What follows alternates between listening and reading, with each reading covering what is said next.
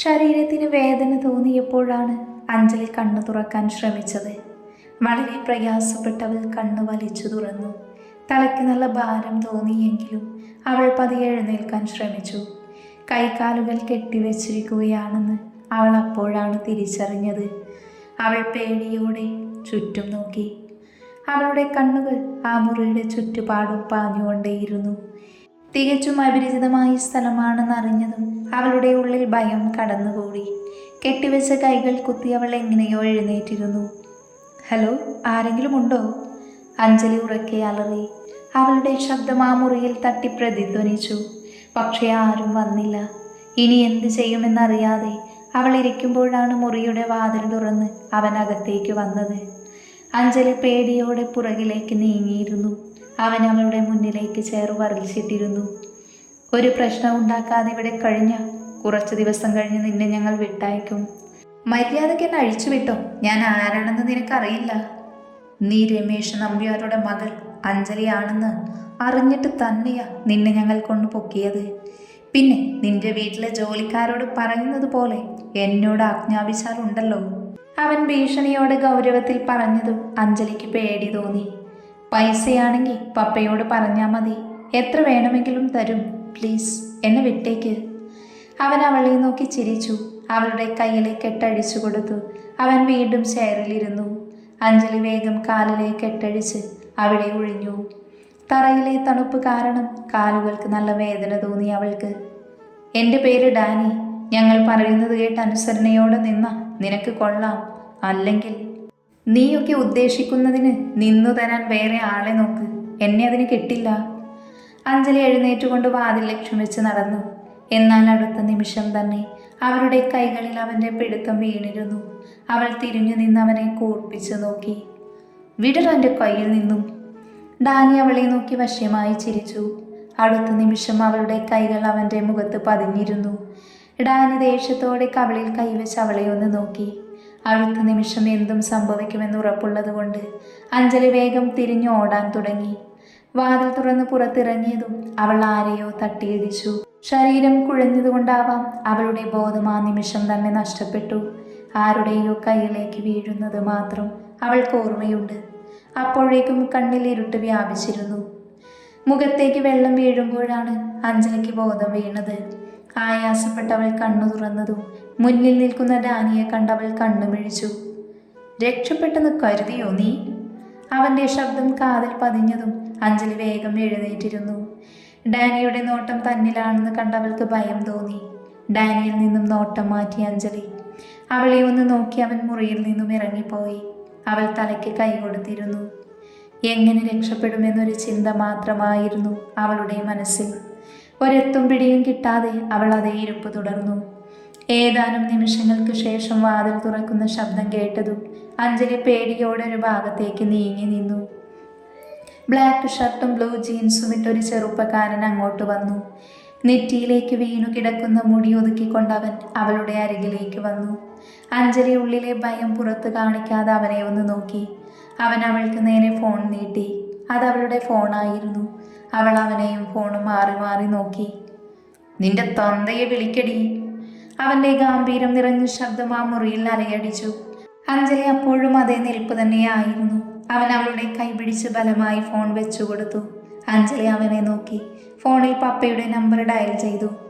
Phone കാതോരം വെക്കാൻ നിന്നതും അവനത് വാങ്ങി സ്പീക്കർ ഓൺ ചെയ്ത് അവൾക്ക് നേരെ നീട്ടി. അവൻ്റെ മുഖത്തെ ഗൗരവവും പെരുമാറ്റവും എല്ലാം അവളിൽ പേടി തോന്നിപ്പിച്ചു. ഹലോ അഞ്ജു. ആ പപ്പ. എന്താ ഈ സമയത്ത്? ഉറങ്ങിയില്ലേ നീ? അത് പപ്പ. എന്താ മോളെ, എന്തെങ്കിലും പ്രശ്നമുണ്ടോ? രമേശിൻ്റെ അസ്വസ്ഥത നിറഞ്ഞ ശബ്ദം കേട്ട് അഞ്ജലിക്ക് വിഷമം തോന്നി. അവൾ അവനെ ഒന്ന് നോക്കി. പപ്പ, ഞാൻ ഹോസ്റ്റലിലല്ല. അവൾ എൻ്റെ കൂടെയാണ്, മിസ്റ്റർ രമേശ് നമ്പ്യാർ. അവളെ പറയാൻ സമ്മതിക്കാതെ അവനിടയിൽ കയറി പറഞ്ഞു. അവളെ ഒന്ന് നോക്കി അവൻ ഫോൺ വാങ്ങി തിരിഞ്ഞു നിന്നു. നീ ആരടാ? എൻ്റെ മോൾക്ക് എന്തെങ്കിലും സംഭവിച്ചാലുണ്ടല്ലോ. കൂൾ, ഇങ്ങനെ ടെൻഷൻ ആവല്ലേ. അവളെ ഞാനൊന്നും ചെയ്തിട്ടില്ല. പൈസയ്ക്ക് വേണ്ടിയാണെങ്കിൽ എത്ര വേണമെങ്കിലും തരും ഞാൻ. എൻ്റെ മോളെ വിട്ടേക്ക്. ഛേ, പൈസയ്ക്ക് വേണ്ടി തട്ടിക്കൊണ്ടു പോകുന്ന ചീപ്പാണ് ഞാനെന്ന് കരുതിയോ താൻ?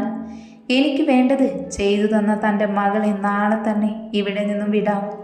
നിനക്ക് ഞാൻ ആരാണെന്ന് അറിയില്ല. 10 മിനിറ്റിനകം നിന്നെ പോലീസ് പിടിച്ചിരിക്കും. ഈ ശിവജിത്തിനെ തൊടാൻ ഒരു പോലീസും ഇതുവരെ വളർന്നിട്ടില്ല മിസ്റ്റർ രമേശ് നമ്പ്യാർ. അവൻ്റെ പേര് കേട്ടതും അഞ്ജലി കണ്ണും മിഴിച്ചു നോക്കി. തിരിഞ്ഞു നിൽക്കുന്ന അവനെ തന്നെ നോക്കി അവൾ ഭിത്തിയിൽ ചാരി നിന്നു.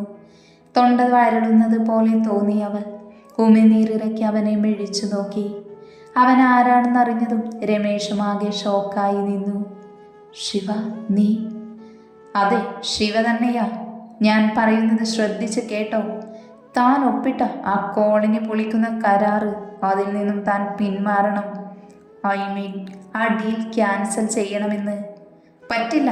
അതുവഴി എനിക്ക് ഒരുപാട് നഷ്ടം സംഭവിക്കും. തൻ്റെ മകളുടെ ജീവിതത്തേക്കാൾ വലുതാണ് അതെങ്കിൽ മുന്നോട്ട് പോകാം. പക്ഷേ അടുത്ത മാസം ഉറപ്പിച്ച് ഇവളുടെ വിവാഹം, അത് നടക്കില്ല. അവൻ പറയുന്നതെല്ലാം കേട്ട് ഒന്നനങ്ങാൻ പോലും കഴിയാത്ത അവസ്ഥയിലായിരുന്നു അഞ്ജലി. 10 ദിവസം തനിക്ക് സമയം തരും. അതുവരെ തൻ്റെ മോളെൻ്റെ കൂടെയുണ്ടാവും. അതിനുള്ളിൽ അത് ക്യാൻസൽ ആയില്ലെങ്കിൽ 11ാം നാൾ അവൾ അന്തി ഉറങ്ങുന്നത് എൻ്റെ കൂടെ ആയിരിക്കും. അവൻ്റെ ഭീഷണിയുടെ സ്വരം അവളുടെ കാതിൽ അലയടിച്ചുകൊണ്ടേയിരുന്നു. ശിവ തിരിഞ്ഞു നിന്ന് അവളെ ഒന്ന് നോക്കി. തനിക്ക് തീരുമാനിക്കാം. അടുത്ത മാസം മകളുടെ കല്യാണം നടക്കണോ അതോ കോളനി പൊളിക്കണോ എന്ന്. ശിവ അവളുടെ അരികിലേക്ക് നടന്നുകൊണ്ട് പറഞ്ഞു. അവൾ അവനിൽ നിന്നും നോട്ടം പിൻവലിച്ചു. ഇനി എൻ്റെ പുറകെ പോലീസിനെ വിടാനാണ് പ്ലാനെങ്കിൽ അറിയാലോ എന്നെ. അത്രയും പറഞ്ഞുകൊണ്ട് ഫോൺ കട്ടാക്കി സ്വിച്ച് ഓഫ് ചെയ്ത് അവൻ അവൾക്ക് നേരെ ഫോൺ നീട്ടി. തന്തയോട് പറഞ്ഞത് കേട്ടല്ലോ. നോ, അതനുസരിക്കാൻ എനിക്ക് പറ്റില്ല. അവരുടെ വാക്കുകൾ അവനിൽ ദേഷ്യം ജനിപ്പിച്ചു. ശിവ അവളുടെ കവിളിൽ കുത്തിപ്പിടിച്ച് ഭിത്തിയോട് ചേർത്തു. ഞാൻ നിന്നോട് അപേക്ഷിച്ചതല്ല, കേട്ടോടി പുല്ലേ. നിന്റെ നെകളിപ്പ് എൻ്റെ അടുത്ത് ഇറക്കിയാലുണ്ടല്ലോ. കവിളിൽ വേദന തോന്നിയപ്പോൾ അഞ്ജലി ബലമായി അവനെ തള്ളി മാറ്റിയെങ്കിലും അവൻ അവളിൽ നിന്നും അകന്നു മാറിയില്ല. പപ്പയും താനും തമ്മിൽ എന്തെങ്കിലും പ്രോബ്ലം ഉണ്ടെങ്കിൽ നിങ്ങൾ തമ്മിൽ തീർക്കണം.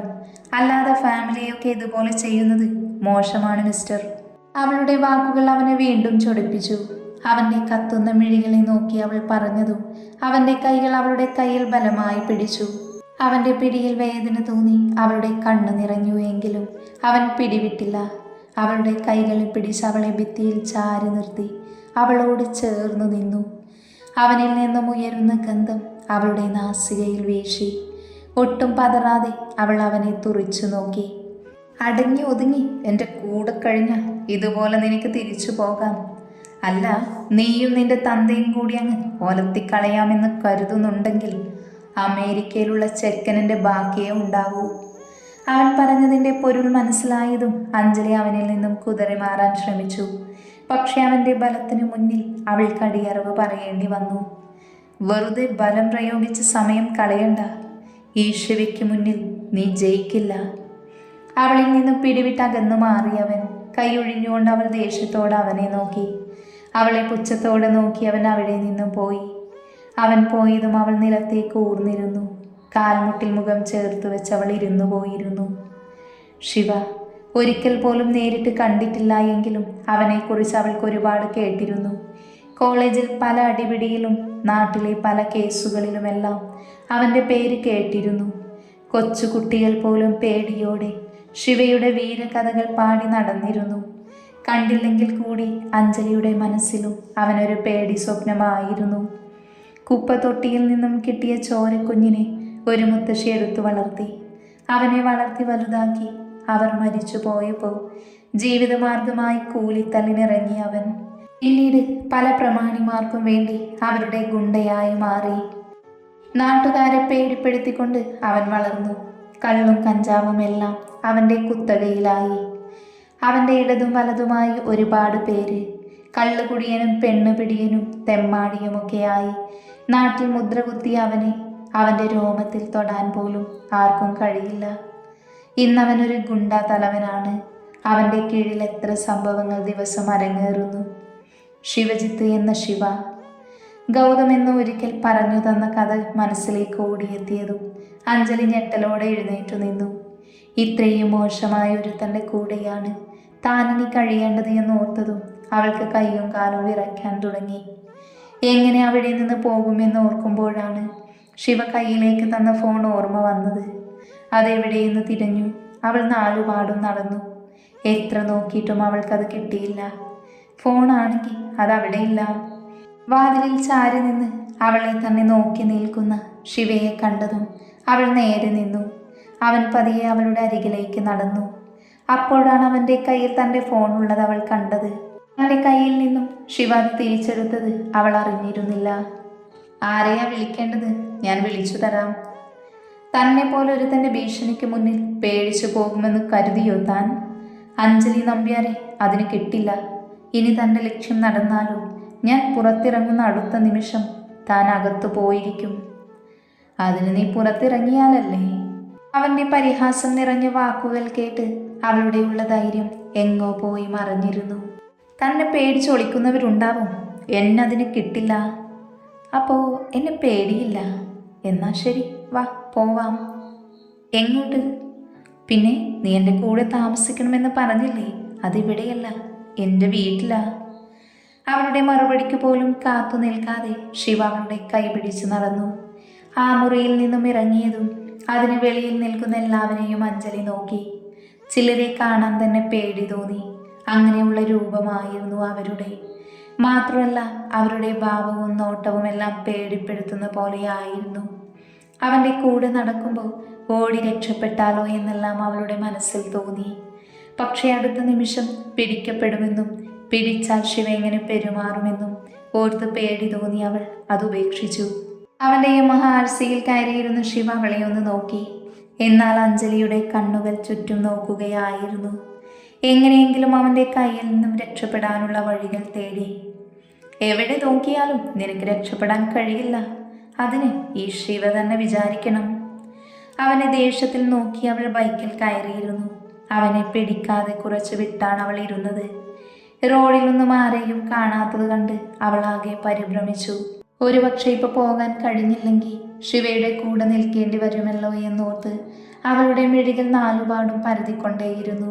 ബൈക്കിന്റെ മിററിലൂടെ അവളുടെ പ്രവൃത്തികൾ വീക്ഷിച്ചുകൊണ്ട് അവൻ ബൈക്ക് ഓടിച്ചു. അവന്റെ പുറകിൽ അവന്റെ ആളുകളുടെ വണ്ടികളും ഉണ്ടായിരുന്നു. മെയിൻ റോഡിൽ നിന്നും ഒരു ഇടവഴിയിലേക്ക് കടന്നതും അഞ്ജലിക്ക് ഭയം തോന്നി. അടുത്തടുത്ത് വീടുകൾ തിങ്ങി നിറഞ്ഞ കോളനി ആയിരുന്നു അത്. ആ വഴിയിലൂടെ പോകുമ്പോൾ പൊട്ടിപ്പൊളിഞ്ഞ വീടുകളും ഇടിഞ്ഞു വീഴാറായ കെട്ടിടങ്ങളുമെല്ലാം അവൾ കണ്ടിരുന്നു. കുറച്ചു മാറി ട്രെയിൻ പാളവുമുണ്ട്. അവൾ അതെല്ലാം അസ്വസ്ഥതയോടെ നോക്കി. അവിടെ നിന്നും വമിക്കുന്ന പഴകിയ വസ്തുക്കളുടെ മണം അവളുടെ മൂക്കിൽ തുളച്ച് കയറിയതും അവൾക്ക് ഓക്കാനം വന്നു. വേഗം വായും മൂക്കും പൊത്തിപ്പിടിച്ചു. ആ കോളനിയുടെ മധ്യഭാഗത്തെത്തിയതും ശിവ ബൈക്ക് നിർത്തി അവളോട് ഇറങ്ങാൻ പറഞ്ഞു. അവിടെ എന്തിനു വന്നു എന്ന ഭാവത്തോടെ അവൾ അവനെ തന്നെ നോക്കി ബൈക്കിൽ നിന്നും ഇറങ്ങി. ഇരുനില കെട്ടിടത്തിന് മുന്നിലായിരുന്നു അവർ നിന്നത്. അതിൻ്റെ സൈഡിലൂടെ മുകളിലേക്ക് കോണിപ്പടികൾ ഉണ്ടായിരുന്നു. ശിവ അവളെ നോക്കാതെ പടികൾ കയറാൻ തുടങ്ങി.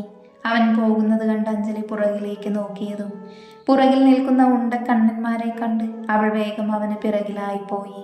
അഞ്ജലി മുകളിൽ കയറി ചെല്ലുമ്പോൾ ശിവ അകത്ത് കയറിയിരുന്നു. അവൾ പതിയെ നടന്നകത്തേക്ക് കടന്നു. ഒറ്റമുറി വീടായിരുന്നു അത്. സാധനങ്ങളെല്ലാം തറയിലും അവിടെയും ഇവിടെയുമായി കിടക്കുന്നുണ്ടായിരുന്നു. അവൾ വെറുപ്പോടെ വേഗം പുറത്തേക്ക് തന്നെ വന്നു.